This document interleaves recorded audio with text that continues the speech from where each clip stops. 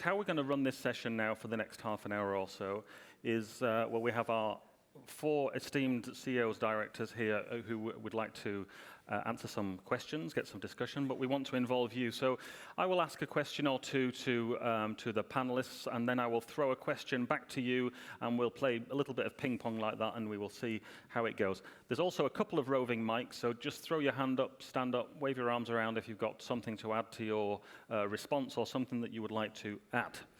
So the first question I'm going to ask Alex, if that's okay. In your role as a CEO, how do you get to understand the concerns, dilemmas, and ideas of staff when it comes to support for their human performance? There's quite a large number of different things that I use and that we use as information tools, and I think what you said earlier on about is one of the key things. This is about listening. And of course, at a CEO or a director level, one of the things that is very difficult is to necessarily hear an unfiltered version of what comes up from the sharp end, because the number of layers of filters that are in between are quite significant. So I rely particularly on our human factors team, who are with the sharp end, and they can come directly and talk to either myself or the safety director, depending on exactly what the issues are. If it's about change management, it might come up through the line more. The unions will have a view as well, and rather than thinking, right, okay, so the unions are just trying to block a change here or block any new something, is to make sure that you listen really carefully and then apply some kind of a good judgment to say, is this a genuine issue, or is this a way of trying to stop a change happening?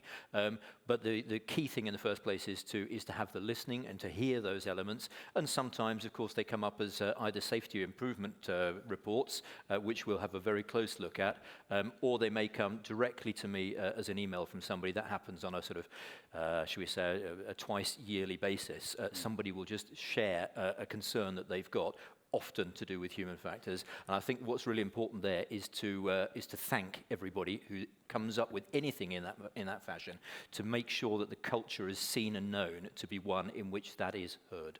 So it's a listening and a questioning culture, encouraging both of those.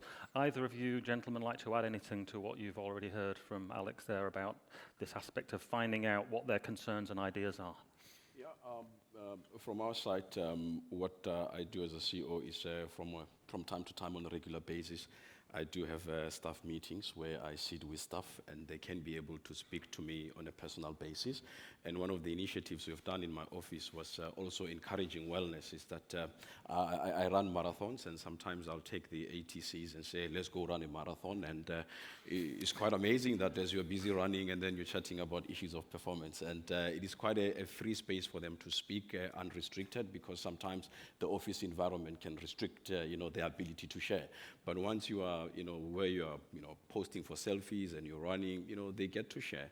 And I found that they do share valuable information, especially sometimes away from the office as well. Yeah. Valtier? I think that's quite complicated for all, but what I think is that the question about the continuous training, it can be a value that you can really maintain contact with the ATCO and the technicians. And another question is that you have frequent meetings, and we do it daily, when you have the opportunity to talk about the lessons learned and what is really happened.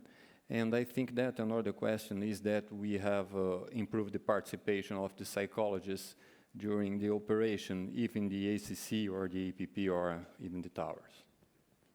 Thank you, Valtier. Graham, would you like to add anything to? I mean, a lot of this talks to the matter of culture, right? I mean, what sort of culture do you have in your organisation? I was particularly attracted to the commentary around the experts that we all have in our organisation. And sometimes it's a matter of bypassing the experts to get that information and allow that to flow. And I think more generally, what we're focusing on now is recognising at what point you need to move away from experts to generalists in terms of leadership, so that you can actually facilitate the flow of communication through your organisation. So that's sort of actively being thought about, particularly now, of course, as we're going through, a lot of us, through a change management process with digitisation and all of this new technology. I think we have to rethink the idea of where the expert sits in the equation and make sure that we've got good mechanisms to both utilise the expertise but also work around it.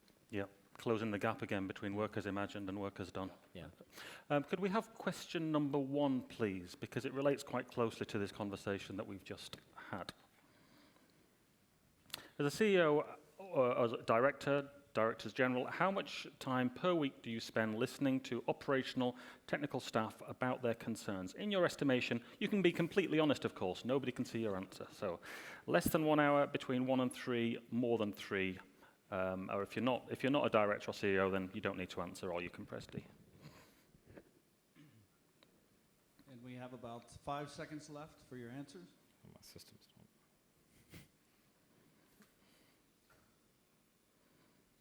So we have 99 responses. The ones who are CEOs, a quarter are saying, or more than a quarter is more than 3 hours per week. Would anyone like to offer any advice or any experience on how they do that, other than what we've already heard? Looking through the sea of floodlights. We have one here, please, sir. If we have a roving mic. Thank you, Shane. Thank you. My name is Salah Al-Ghamdi from Saudi Navigation Services. What we have done in SANS is we have a daily meeting called the DDS, Daily Direction Setting meeting, and we get all of the concerned department like operation, maintenance, and safety. We discuss on a daily basis what are the issues that happened the day before, and what's our plan for today, and how we're going to solve them. So we get all the concerned party to really solve the issues as it comes up before it gets amplified, and maybe it's too late to solve. Thank you. And we found this very effective, really. That's excellent. Can we have question number 2, please? Because it's on a similar sort of topic, and it's quite related. What's the greatest barrier to spending time listening to staff about their concerns or ideas? And you can see the options there. You've got 20 seconds left.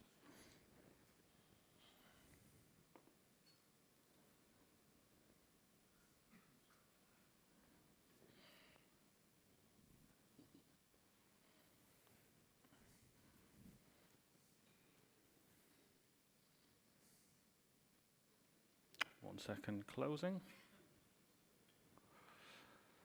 And the results are in. So time. So time is always the thing, and so I guess that's a matter of it's a matter for everyone in management, and it's how you delegate that activity if you can't do it yourself. Any comments from the panel about the results you've seen so far? To me, an answer that says there's not enough time is a proxy answer for saying it's not a high enough priority for me. So I would challenge anybody saying they've not got enough time to suggest, okay, you don't have enough time, but that presumably means you don't make enough time either. So, It also shows that staff do want to participate. Staff want to participate is what we're seeing there. I'm going to move on to another question for the panel, please. And the question is, how does your organization account for human needs and human performance when it comes to changes to equipment, procedures for the organization? And you can choose any of those in your answer. Valsir, please. Yes, about when we try to improve another system, we have some steps that well established. And so, first of all, the design and the question about the projects has really the participation of the technicians and also the ATCO are talking about this. After this, after development, during the time that you have to evaluate and really to make it at the end of the system, and we have the participation also. And so we start the question about the training. And we have a lot of training that we're doing. This is continuous training, not about this system, but about all the performance of the controllers.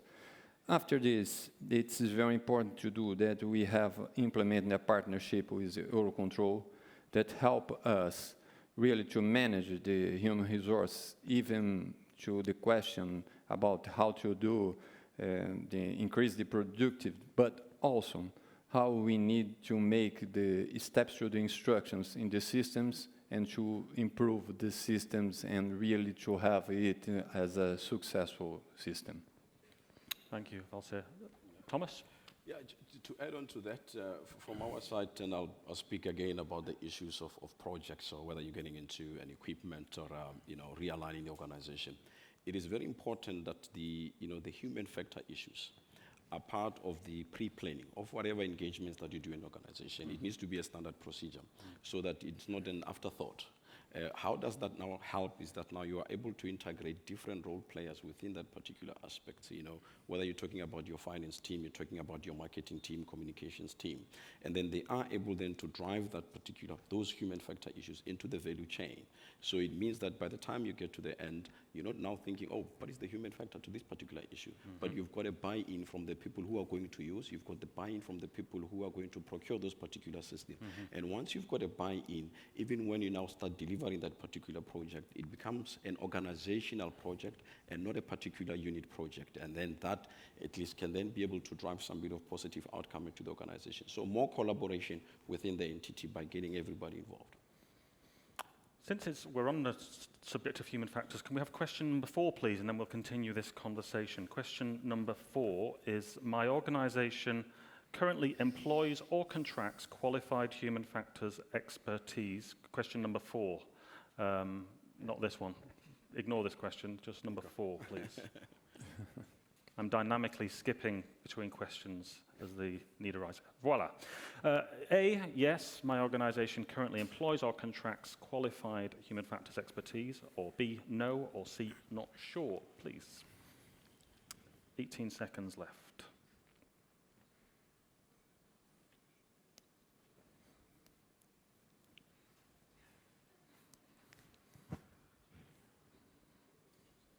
Five seconds.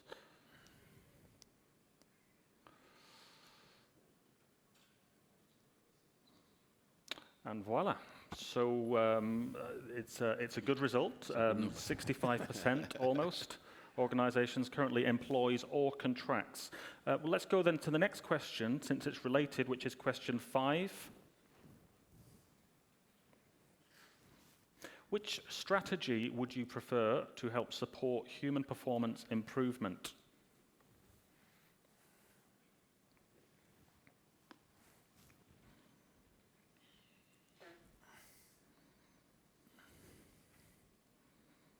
We've got 10 seconds left.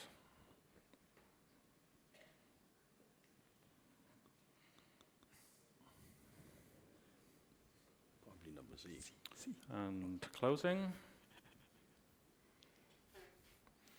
So a combination there of internal and external consultants is the overwhelming response.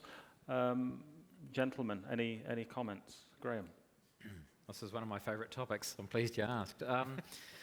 The issue here, I think, is this combination of expertise internally with diverse thinking.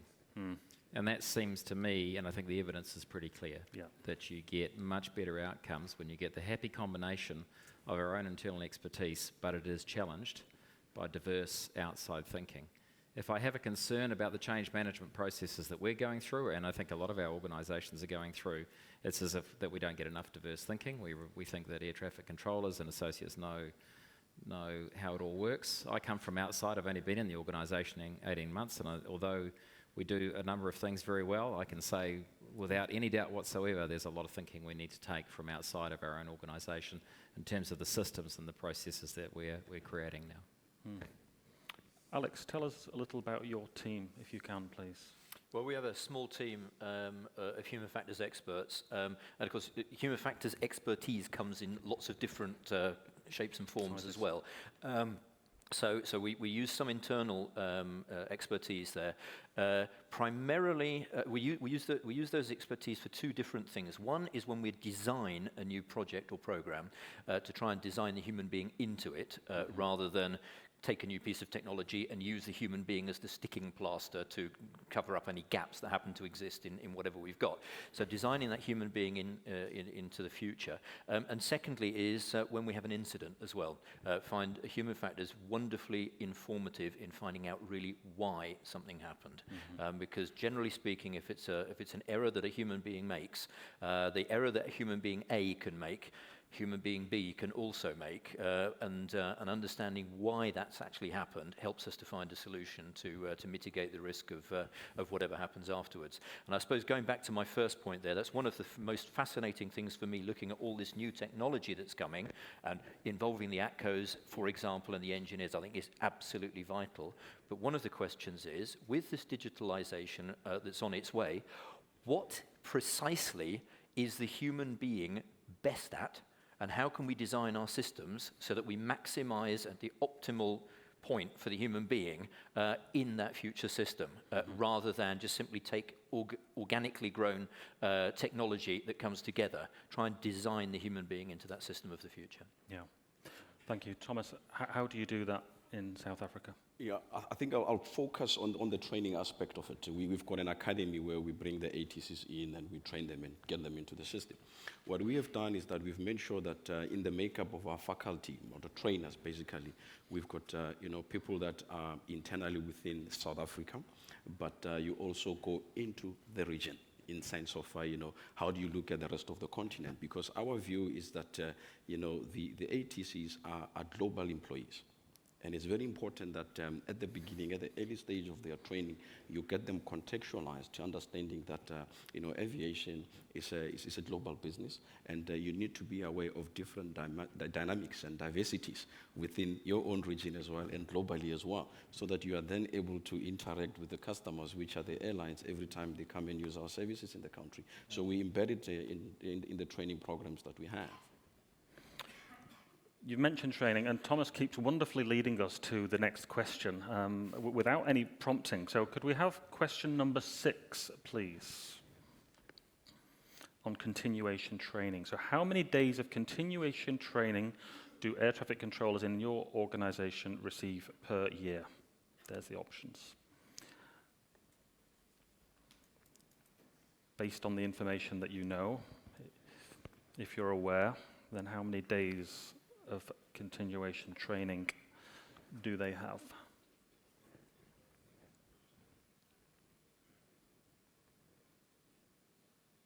Critical issue, as Thomas mentioned there. So the results are in, and more than 3 days is from 48%, so almost 50% of those who have some information on this say that it's more than 3 days, which is a good result. Valsir, in Brazil, what's your arrangements for continuity training? And really, Steve, this is something that the Brazil really invests money. We have a simulator that completely reproduces the environment that the controller can meet, even the APP or the ACC, or even in tower.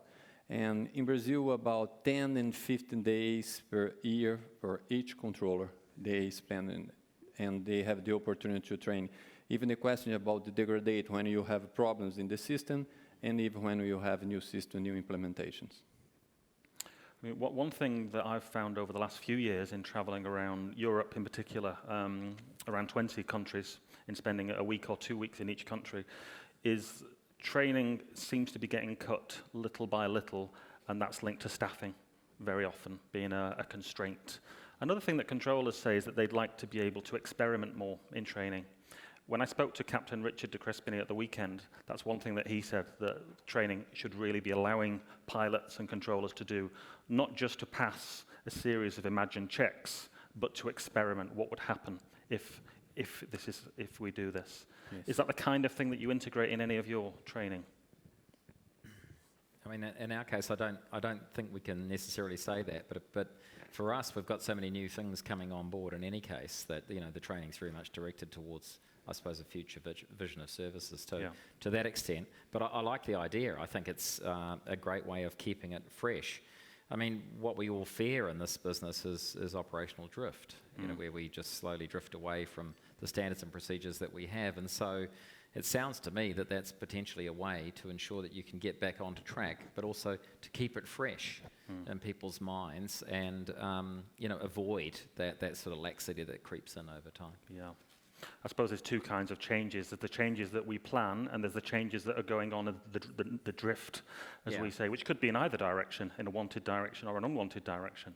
Well, I think there would be people genuinely concerned. You go into this training and you say, now's your chance to experiment. I mean, generally the idea is that you don't experiment in training. So I think there's some countercultural elements in that you're really just wanting to get people back to a baseline if they're starting to drift away from it. Yeah. But I think in the new world, the reality is we have to deal with this new amount of change in any case. So I think an interesting point about it is probably how you go about it. For us, what we're trying to do with our systems and our processes is just have incremental change, but do it very frequently, so you get people into a cycle of managing small amounts of change. I wanted to get in a quote from my Norwegian colleague. I don't know if he's here, but we were talking about digital towers, and my Norwegian friend reminded me that the technology was a 2-year change process and the people were a 15-year change process. So how you sort of manage that in an incremental way, I think, is very important. Yeah, Alex? So I think that to create the opportunity for people to do some experimenting with very unusual circumstances is well worthwhile. I really do. But the other thing that Graham was mentioning, I think is a fascinating question, and a question for everybody in the room, which is, how do I know where the gaps are between work as imagined and work as done? Because the people doing it tend not to notice that they're drifting, and the managers tend to think that they're doing whatever it says in the book, and they very rarely are. And then you bring in new technology, which brings a change, and then it brings a hidden change to it because people start doing work even less as is imagined as a function of that. So one of the things that we've introduced in SkyGuide is what we call an operational quality development scheme, with an idea that you have an observation, a live observation, often by somebody who's not even from the unit, to just say, okay, this is what the work as imagined says. I don't see that. And then to decide and have a conversation about whether that's good or it's bad, because it could be a good shortcut or a good way of doing something. And then also to try and have some idea from a managerial level anyway how big the gap is, because there will always be drift, there will always be a gap, and some gaps can be quite worrying, and some gaps can be much less worrying as well. So I think that's something for us all to have a think about as well. How does a CEO have any idea about that size of that gap? And one thing you've mentioned to me in the past, Alex, is about having trusted advisors, people whose views and observations and experience you trust to help you fill that gap. Absolutely. I mean, whenever somebody comes to me and says, "Oh, this is unsafe," because the first thing I have to do is listen. The second thing I have to do is try and understand it. And it's very difficult for me then to make a judgment on the basis of not knowing the sectors or the towers or whatever it might be, as to whether it's a good and realistic and justified comment, or whether it fits in the category of this person's just not happy with doing it like that. So a peer check is always very, very helpful. But at most units, there's usually somebody that I know I can go to and get an honest answer to that, because they know that it will be treated in that fashion as well. I think having those links of communication is very important. Both of you have, Graham and Alex, have talked about changes, so I think that's a good time for question number 7, please, which is about changes. So which of the following presents the greatest challenge to your organization at this time when it comes to human performance management? If you had to pick one that was a real challenge to you, which of those would you pick? A, technology changes, B, regulations, C, procedures, D, staffing competency, or E, something that we didn't imagine? I think so. 8 seconds.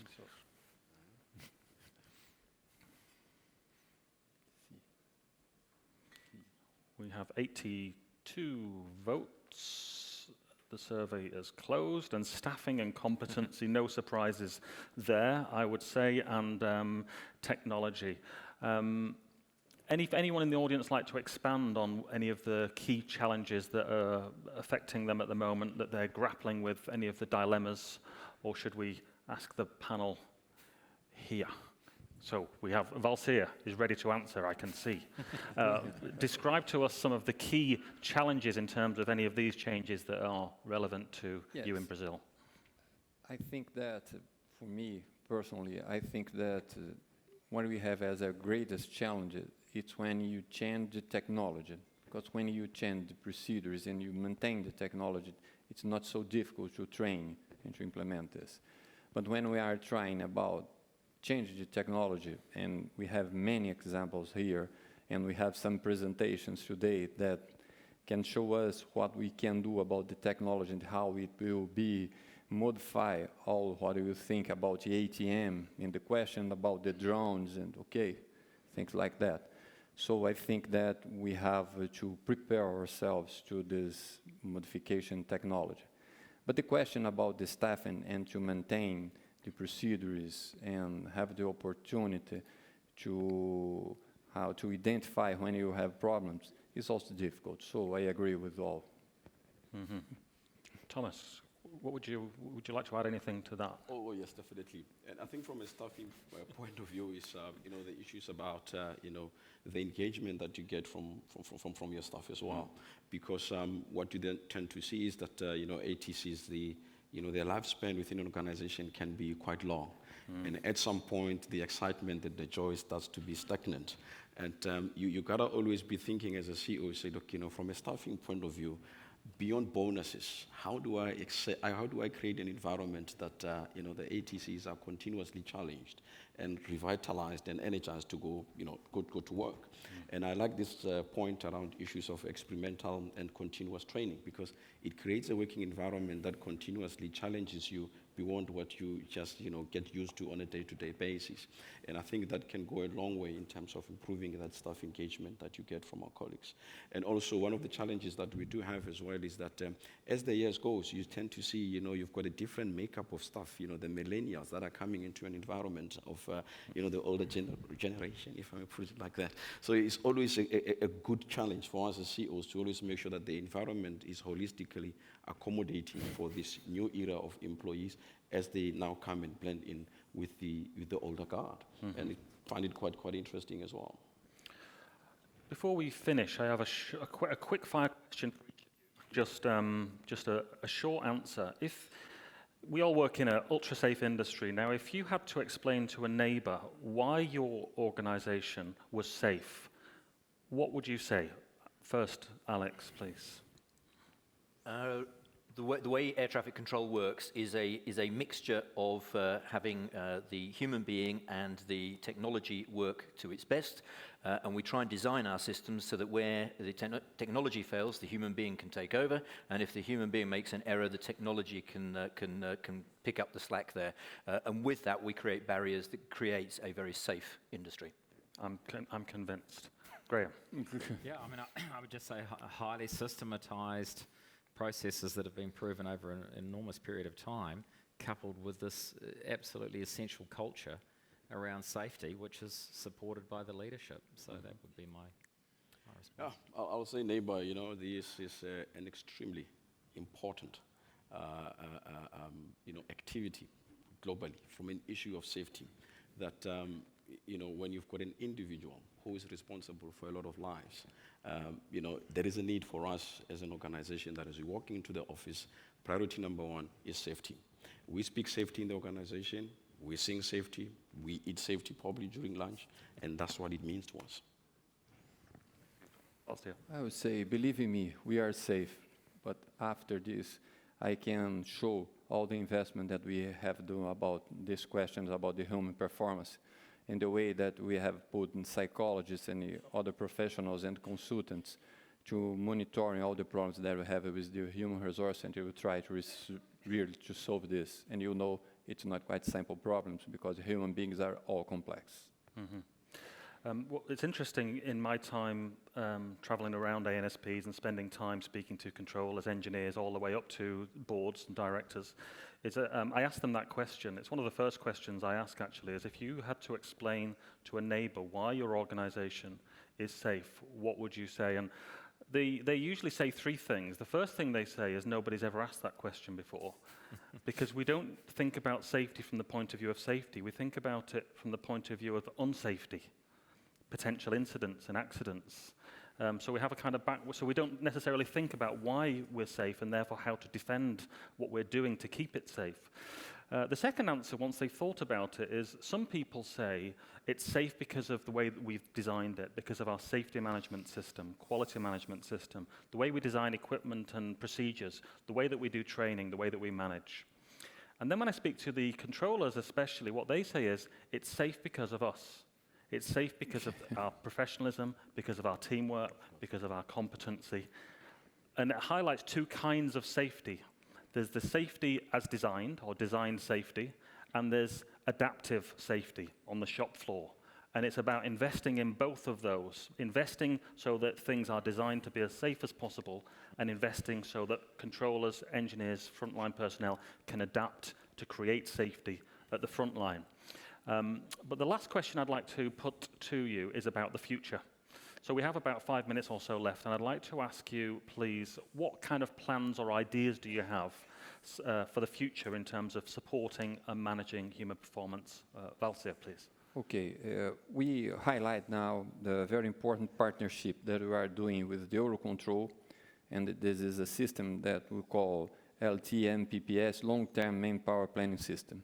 This system is very important to us, that it allows us to implement in Curitiba, is a ACC that we are, and it allows us to manage the increased productivity of the controllers, but even it allows us to, in an intelligent way, schedule and optimize the use of their time, so we have more time for they can rest, an example. And what we are doing now is to continue this project to implement in all our ACC.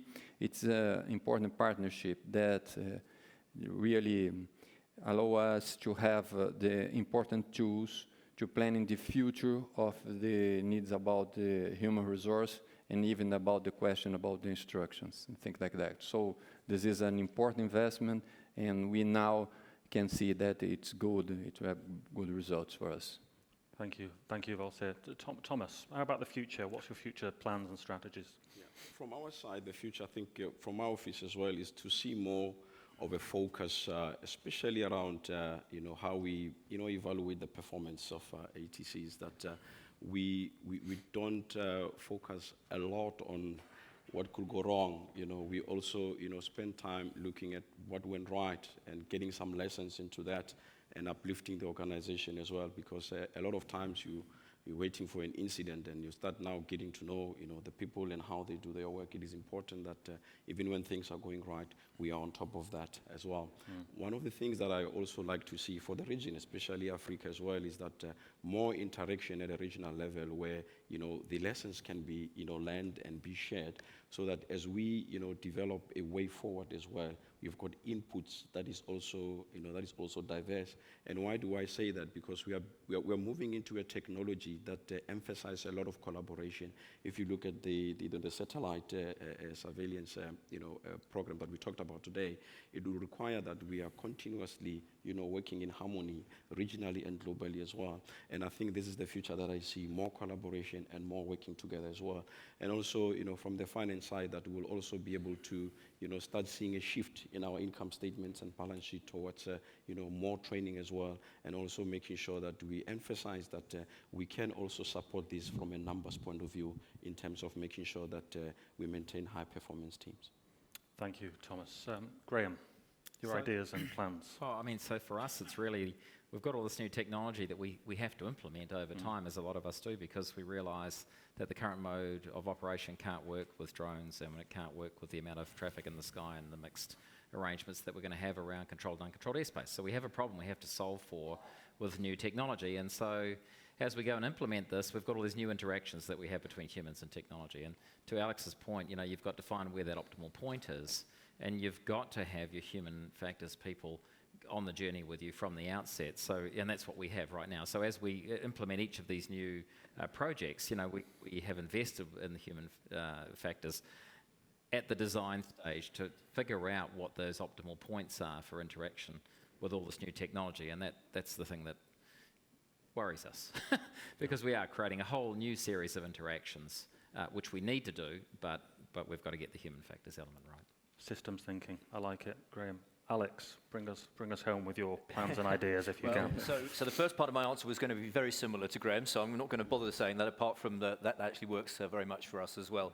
And then maybe to bring it back to what we heard this morning from Alexandre and from Angela, which is we have to start thinking in a different way about the entirety of our network within Europe. We can't just as an island nation in the middle of in the middle of the rest of Europe sit here and say we are just one nation. The airspace structures, you can do that. We can't. The airspace structures need to be redesigned in a way that actually makes it work.